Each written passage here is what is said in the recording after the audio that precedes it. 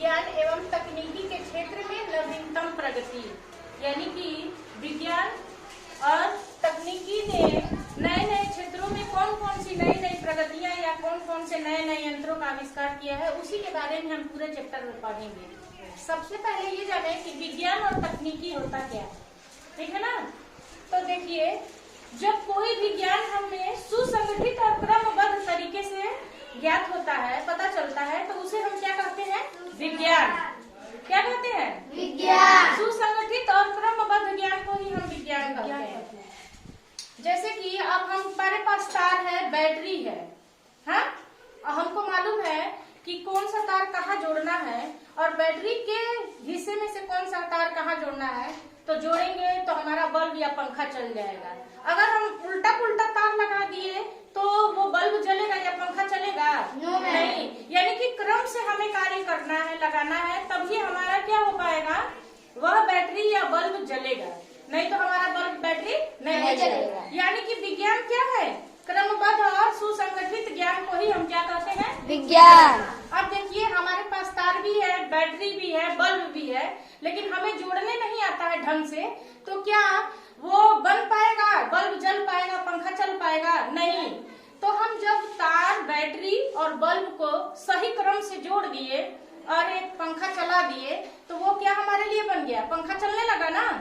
तो इसी को हम कहते हैं तकनीक। क्या कहते हैं? हमने तकनीक लगाया कि प्लस से प्लस और माइनस कहाँ जोड़ना है, तारों को जोड़ दिया हमने, पंखा चल गया बैटरी के द्वारा। तो यह हमारे लिए क्या बन गया? विज्ञान का प्रयोग किया हमने, तार बैटरी लगाया, पंखा को जोड़ा तार से और हमारा पंखा चल गया।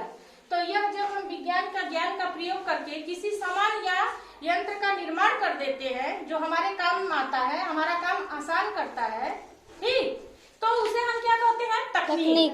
ठीक। अब हमारे जीवन में विज्ञान और तकनीकी में बहुत ही ज्यादा तरक्की की हुई है हर क्षेत्र में। तो हम जाने कि किन किन क्षेत्रों में वह तकनीक हमारी नई नई प्रगतियां की हुई हैं। तो सबसे पहले संचार, यानी कि एक जगह से हम दूसरी जगह अपनी बात को पहुंचाते हैं, ठीक, संचार, इसके बारे में भी पढ़ेंगे। फिर उसके बाद से जैसे रेडियो हो गया, मोबाइल हो गया, इंटरनेट, और शिक्षा के क्षेत्र में ICT का प्रयोग करेंगे।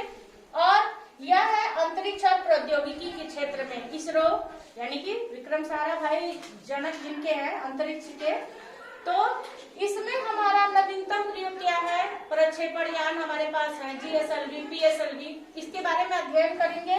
रक्षा एवं प्रतिरक्षा के क्षेत्र में जब हमारे देश में कोई आक्रमण करता है, उस समय हमारे लिए विज्ञान ने क्या तकनीकी बनाई हुई है जिससे हम अपने बचाव कर सके, तो उसके क्षेत्र में हमारा एक क्षेत्र है DRDO। क्या है? DRDO। उसमें भी हम लोग पढ़ेंगे कि इसमें क्या क्या हमारी नवीनतम प्रगतियां हुई हैं, क्या क्या आविष्कार हुए हैं।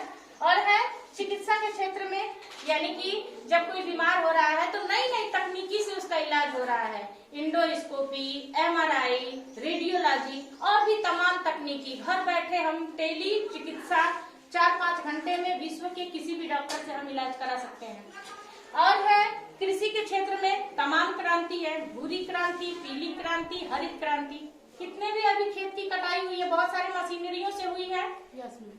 खेत बोने के लिए भी मशीन आ गए हैं, तरह तरह के नए नए खाद और बीज आ गए हैं। तो यह कृषि में नए नए प्रयोग हुए हैं ना, जिससे हमारा काम आसान हो जा रहा है। और क्या है?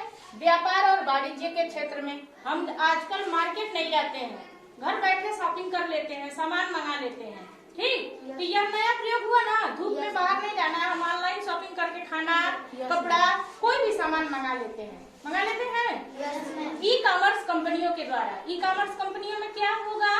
मीशो, फ्लिपकार्ट, अमेजोन, ये सारी हमारी ई-कॉमर्स कंपनियां हैं। और ऊर्जा के क्षेत्र में, यानी कि ऊर्जा, हमारे पास ऊर्जा का स्रोत पहले विद्युत था, लकड़ी था, ईंधन था, लेकिन अब हमारे पास सूर्य की ऊर्जा को कन्वर्ट करके हम बिजली में बदल दे रहे हैं, है ना।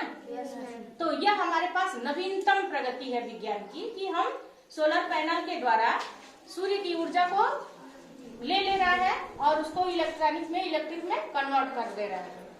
अब देखिए, विनिर्माण के क्षेत्र में, जैसे कि हमारे पास प्लास्टिक के बॉटल्स आते हैं, आप जानते हो, इससे भी कपड़े तैयार हो जाते हैं। हाँ, तो यह विनिर्माण यानी कंपनियां हमसे कच्चा माल ले लेती है और उससे हम कपड़ा तैयार, सूत वाला कपास दिए, कपड़ा तैयार हो गया।